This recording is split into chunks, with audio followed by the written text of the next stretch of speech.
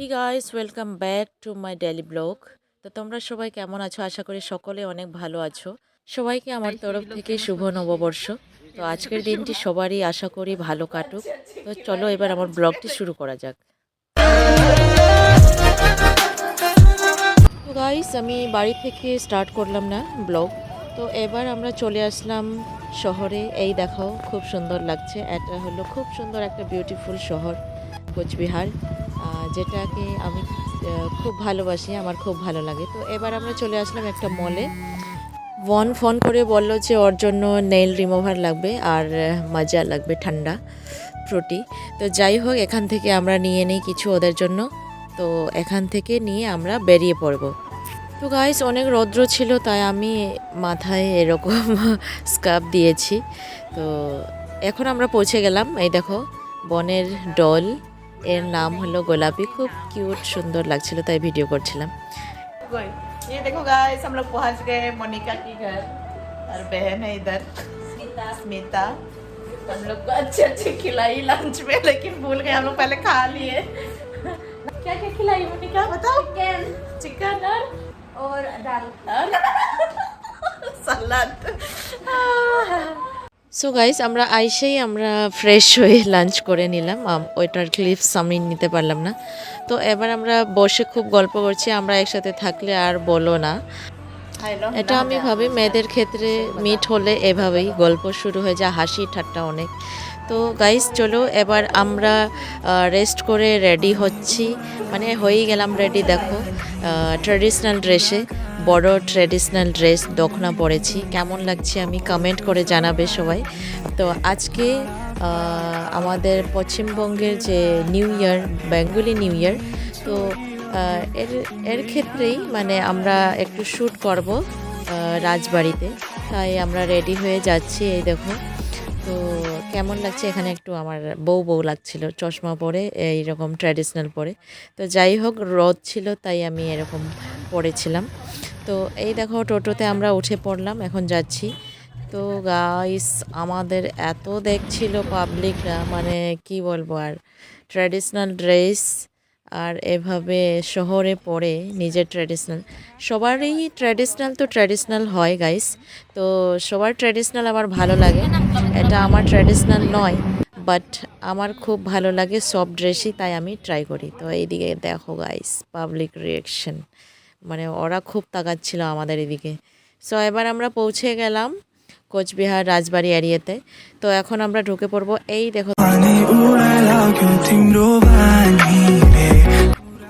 তো এখন আমরা এন্ট্রি করব, চলো গাইস। কোচবিহার রাজবাড়ি হলো ভারতের পশ্চিমবঙ্গ রাজ্যের কোচবিহার শহরের একটি দর্শনীয় স্থান, খুব সুন্দর।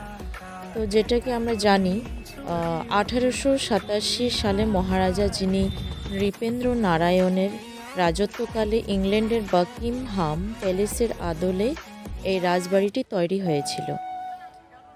পুজোর ছুটির দিনে নিজের পরিবারের সাথে ঘুরতে আসতে চাইলে আপনার প্ল্যান লিস্টে অবশ্যই রাখতেই পারেন কোচবিহারের এই ঐতিহ্যবাহী রাজবাড়িকে। বাচ্চা থেকে বড় সকলের জন্য একটি দারুণ আকর্ষণীয় ঘুরতে আসার জায়গা এই কোচবিহার রাজবাড়ি।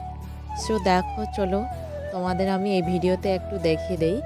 রাজবাড়ির সামনে রয়েছে বিশাল বড় একটি বাগান। দেখো সামনে এই বাগানে বসে যে কোনো মানুষ ঘন্টার পর ঘন্টা কাটিয়ে দিতে পারবেন সুন্দর অপরূপ দৃশ্য উপভোগ করতে করতে। সাথে তুলতে পারবেন আকর্ষণীয় দারুণ দারুণ সমস্ত সেলফি, যা সোশ্যাল মিডিয়ার বেশ নজর আকর্ষণ করবে। সো চলো দেখো। স্টার্টিংয়ে একটা কথা বলতে ভুলে গেলাম, এখানে ঢুকতে হলে টিকিট কেটে ভেতরে প্রবেশ করতে হয়।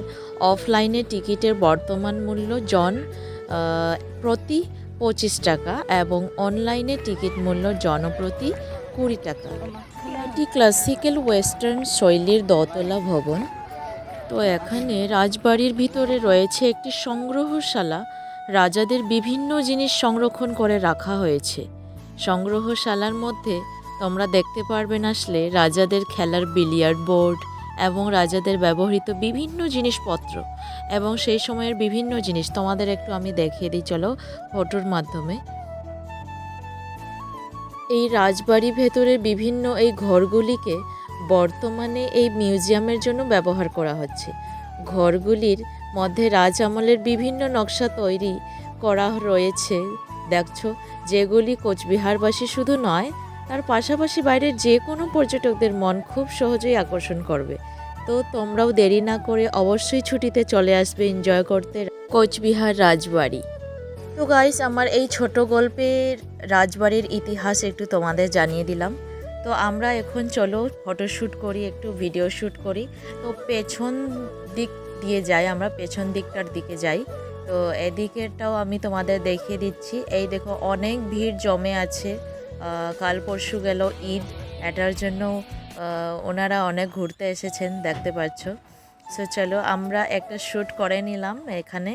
তো খুব গরম লাগছে, তো এখানে আমরা ভিডিও শ্যুট যখন করছিলাম এখানে ফ্যান্সদের পেয়ে গেলাম। জানি না ওরা কোথায় থেকে এসেছিল, আমি জিজ্ঞেস করলাম না। তো সো থ্যাংক ইউ এদেরকে।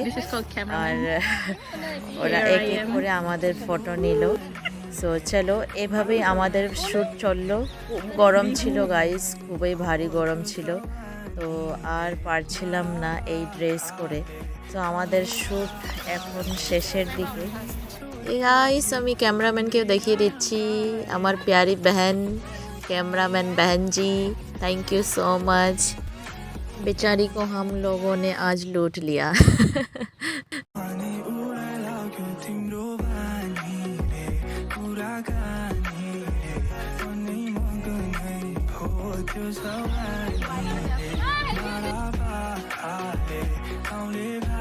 Man, angkot aneh besok. Guys, नोंसोर नायलाखिबना जोङो बिराद मोजां मोजां सेंग्राफोर दङ, नोंसोर सांगोला आङो कन्टेक्ट खालामहर लोगोफोर दे।